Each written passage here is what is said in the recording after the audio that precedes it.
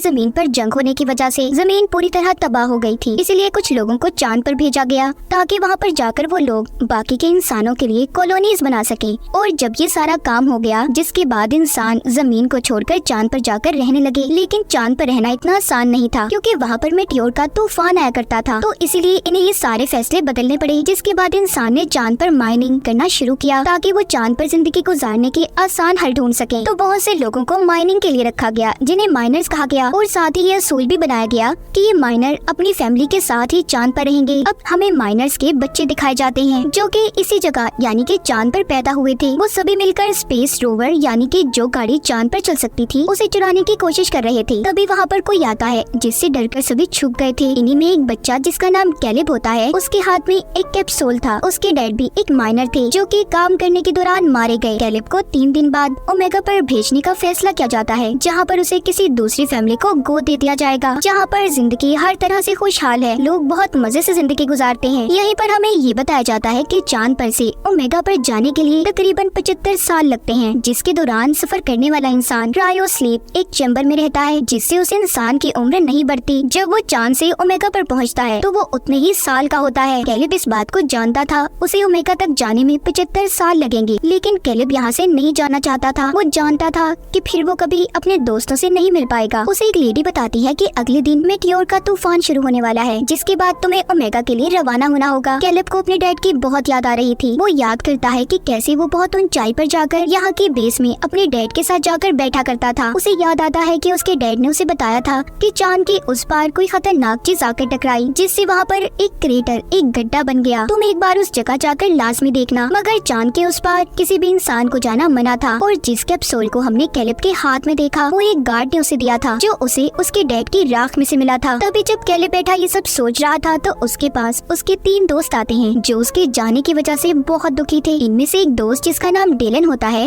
वो कैलिब के डैड की आखिरी ख्वाहिश को जानता था, जो क्रेटर के पास जाने की थी। डेलन कहता है क्यों ना तुम्हारे जाने से पहले हम उस क्रेटर को देख कर आए, इस तरह तुम्हारी डैड की आखिरी ख्वाहिश भी पूरी हो जाएगी। लेकिन ये सब कुछ इतना आसान नहीं था। इन्हें वहाँ पर जाने के लिए जिन जिन चीजों की जरूरत होती है, ये उन चीजों को इकट्ठा करते हैं। अब इन्हें यहाँ से बाहर जाने के लिए कोड की जरूरत थी। डेलन बताता है कि यहाँ पर एक लड़की है जिसका नाम एडिसन है।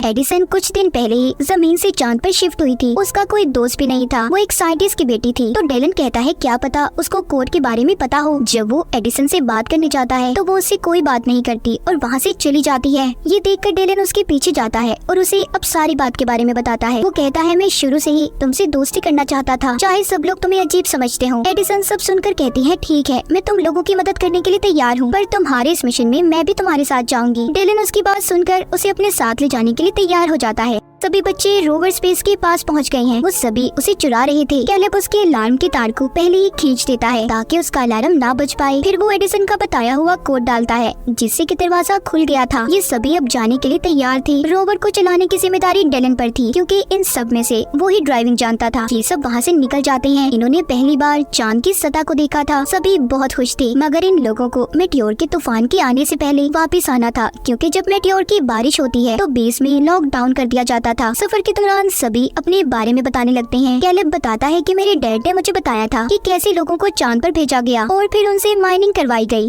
मगर चांद पर रहकर माइनिंग करने के काम को कोई भी इंसान लगातार नहीं कर पाता। जैसा कि अगर वो इंसान काम के दौरान मर जाए तो उसके बेटे या फिर उसके फैमिली के किसी भी इंसान को उस काम को पूरा करना होगा। बस इसके लिए शर्त ये होती है कि उस इंसान के बेटे की उम्र 18 साल होनी चाहिए। अगर वो इससे कम उम्र का होगा तो ऐसे ही उसे किसी दूसरी फैमिली को गोद दे दिया जाएगा, जो ओमेगा प्लेनेट पर रहते होंगे। जिन्होंने चांद पर भेजा था वो तो हंसी खुशी अपनी जिंदगी ओमेगा पर जाकर गुजारने लगे। एडिसन कहती है तो क्या हुआ, एक माइनिंग करने का ही तो काम दिया गया था जो सिर्फ 20 साल तक करना है। एडिसन एक साइंटिस्ट की बेटी थी तो उसे असल बात के बारे में नहीं पता था। यहाँ पर डेलन उसे सारी बात समझाता है कि अगर माइनिंग करता हुआ इंसान मर जाए तो उसके बेटे को बाकी के साल पूरे करने होते हैं। ये सुनकर एडिसन थोड़ा हैरान थी। अब आगे का रास्ता इन्हें पैदल चलकर तय करना था। सभी अपने अपने स्पेस सूट पहन लेते हैं। एडिसन का सूट इन सब में थोड़ा अलग था और अच्छा भी। खैर ये बाहर आते हैं जहाँ पर ग्रेविटेशनल फोर्स न होने की वजह से सभी बहुत ऊंची छलांगे लगा रहे थे। सभी यहाँ पर खेलने लगते हैं। एडिसन की नजर जब जमीन प्लेनेट पर पड़ती है तो थोड़ा उदास हो जाती है और जमीन पर अपने गुजरे पलों को याद करने लगी थी। जब एडिसन वापस आती है तो देखती है कैलेब, डेलन सभी एक ऑक्सीजन गैस के कंटेनर की मदद से स्पेस में ऊंचाई तक जा रहे थे। इन्होंने खुद को रोवर के साथ रस्सी से बांधा हुआ था ताकि ये स्पेस खला में दूर तक न जा पाए। एडिसन ये देखकर कहती है ये खतरनाक हो सकता है, ऐसा मत करो, मगर उसकी कोई बात भी नहीं सुनता। जब ये सब कुछ कैलेब का एक छोटा दोस्त करने लगता है तो झटका लगने की वजह से उसकी रस्सी टूट गई थी, जिस वजह से वो स्पेस खला में दूर चला गया था। ये सब देखकर कैलेब और उसके बाकी के दोस्त ऑक्सीजन सिलेंडर लेकर उसे बचाने की कोशिश करते हैं। सबने मुश्किल से अपने दोस्त को बचा लिया था, मगर इन सब में उनकी बहुत सारी ऑक्सीजन खत्म हो गई थी। इनके पास इतनी भी ऑक्सीजन नहीं बची थी कि ये क्रेटर तक पहुंच पाते। सब बुरी तरह से फंस चुके थे। तभी कैलेब को याद आता है कि उसके एक दोस्त ने बताया था कि इधर ही कहीं पर एक आउटपोस्ट है, क्या पता इन्हें उधर जाकर ऑक्सीजन मिल जाए। ये बात सुनकर कैलेब का दोस्त बोलता है कि मैं वहाँ पर नहीं जाऊंगा क्योंकि मेरे भाई ने मुझे बताया था कि उधर भूत रहते हैं। ये बात सुनकर डेलन उसका मजाक बनाने लगता है और इसी बात पर दोनों की आपस में लड़ाई हो गई थी। ये देखकर कैलेब जोर से चिल्लाता है और कहता है क्या जितना वक्त साथ रहने के लिए बचा है तुम ऐसे ही लड़कर उसे बर्बाद कर देना चाहते हो। इस बात को सुनकर दोनों ने दोबारा से दोस्ती कर ली थी। खैर ये उस आउटपोस्ट पर पहुंच जाते हैं जिधर बहुत अंधेरा था। उधर इन्हें इंसानों की परछाइयां भी नजर आती हैं, जिसे देखकर सभी डर गए थे। लाइट्स जलाने पर इन्हें पता चलता है कि वो कोई इंसान नहीं बल्कि पुतले थे और ये कोई आउटपोस्ट नहीं बल्कि एक ऐसे घर का मॉडल था कि अगर इंसान चांद पर रहते तो ऐसे घरों में रहा करते। खैर वहाँ पर इन्हें थोड़ा सा खाना और ऑक्सीजन मिल जाती है। रात भी हो गई थी, इसीलिए सभी इधर ही रात गुजारने का फैसला करते हैं। डेलन अपने बारे में एडिसन को बताता है कि मेरे डैड मुझे अकेला छोड़कर चले गए। एडिसन भी अपने बारे में बताने लगती है कि मेरे मॉम डैड की डाइवोर्स तलाक हो गई थी, जिसके बाद मेरी मॉम मेरे भाई को लेकर ओमेगा प्लेनेट पर चली गई। मैं बहुत अकेला महसूस करती हूँ। सब लोग सो गए थे मगर कैलेब और एडिसन अभी भी जाग रहे थे। कैलेब एडिसन से बातें करने लगता है। वो कहता है कि मेरे डैड की मौत के बाद मुझे मेरे दोस्त डेलन ने सहारा दिया, वही मेरा सब कुछ है। मैं ओमेगा पर चला जाऊंगा, डेलन बिल्कुल अकेला रह जाएगा, तो इसलिए मेरे जाने के बाद हमेशा उसके साथ रहना। मुझसे वादा करो एडिसन। उसने भी कैलेब से वादा कर लिया था। जब सुबह होती है तो ये लोग दोबारा से अपना सफर शुरू करते हैं, मगर अब इनकी रोवर की बैटरी खत्म हो गई थी। इनके पास ऑक्सीजन की भी कमी थी, तो इन्होंने मेटियोर के तूफान से पहले क्रेटर तक पहुंचना था। ये सब परेशान हो जाते हैं, इसीलिए एडिसन ने सिक्योरिटी अलार्म को बजा दिया था ताकि मेटियोर की बारिश होने से पहले गार्ड्स आकर इन्हें बचा ले। ये सब अब जल्दी से क्रेटर उस गड्ढे तक पहुंच जाते हैं जो दिखने में बहुत बड़ा था। ये सीढ़ियां उतरकर एक अजीब सी जगह पर आ गए थे, जहाँ की दीवार पर एडिसन को एक बटन नजर आता है, जिसको जैसे ही वो दबाती है वहाँ की सारी जगह ऐसी बदल गई थी कि जैसे ही लोग जमीन पर हों। ये सब कुछ असल नहीं था, मगर फिर भी इन्हें सब पसंद आता है। कैलेब यहाँ पर जब एक पत्थर हटाकर देखता है तो उसके नीचे उसे अपने मॉम डैड की राख और उनकी तस्वीर मिलती है। कैलेब ने उस तस्वीर में अपनी मॉम को पहली बार देखा था। वो इस बात को समझ जाता है कि उसके डैड आखिर क्यों चाहते थे कि वो यहाँ पर आए। वो बहुत दुखी था।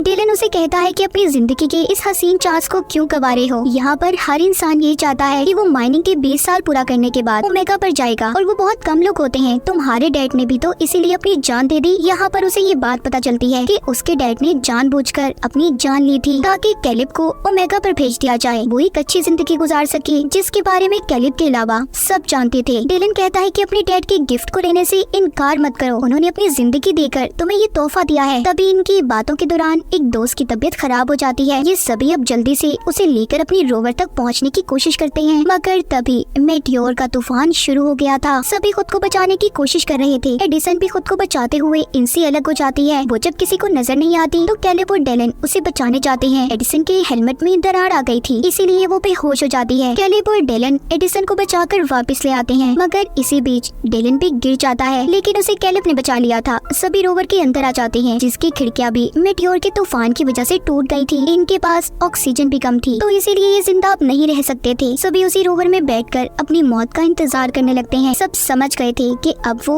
नहीं बच पाएंगे, मगर इन्हें इस बात की खुशी थी कि सभी साथ मरेंगे, जिसके बाद सभी बेहोश हो गए थे। इस हादसे के बाद हमें कहानी कुछ वक्त आगे की दिखाई जाती है। हमें कैलेब दिखाया जाता है जो ओमेगा पर पहुंच चुका है, मतलब उस हादसे को 75 साल हो चुके थे। कैलेब क्रायो स्लीप में था, मगर अब वो जाग जाता है। चांद पर से ओमेगा पर जाने के लिए तकरीबन तकरीबन 75 साल लगते हैं, जिसके दौरान सफर करने वाला इंसान क्रायोस्लीप एक चैम्बर में रहता है, जिससे उस इंसान की उम्र नहीं बढ़ती। जब वो चांद से ओमेगा पर पहुंचता है तो वो उतने ही साल का होता है। उसे अपने दोस्तों के बारे में जानना था, तभी एक नर्स आकर उसे एक ऑडियो डिवाइस देती है जिसमें उसके दोस्तों के मैसेजेस रिकॉर्ड थे। उसे पता चलता है कि उस दिन इन सभी को बचा लिया गया था। उसके दोस्त अपनी आधी से ज्यादा जिंदगी गुजार चुके हैं। जैसा कि एक दोस्त ने अपनी बेसबॉल टीम शुरू की और दूसरा दोस्त एडमिनिस्ट्रेटर बन गया, तो बाकी वादे के मुताबिक एडिसन ने डेलन से शादी कर ली थी। अपने दोस्तों की जिंदगी के बारे में जानकर, उनकी बढ़ती उम्र की आवाज को सुनकर कैलिब बहुत खुश होता है, मगर अभी भी उसे इस बात का दुख था कि वो अपने दोस्तों के साथ अपनी जिंदगी नहीं गुजार सका। ओमेगा प्लेनेट पर एक फैमिली ने कैलिब को गोद ले लिया था। वो इस माहौल में घुल मिल जाता है। वो यहाँ पर एडिसन के भाई को भी ढूंढता है, जिसके बारे में एडिसन ने बताया था कि वो उसकी मॉम के साथ ओमेगा पर रहता है। कैलिब एडिसन के भाई को उसकी बहन के अच्छे कामों के बारे में बताता है, जिसने चांद पर माइनिंग जैसे असूलों के खिलाफ काम करके उन्हें खत्म करवा दिया था। और इसी के साथ इस फिल्म की कहानी भी यहीं पर खत्म हो जाती है।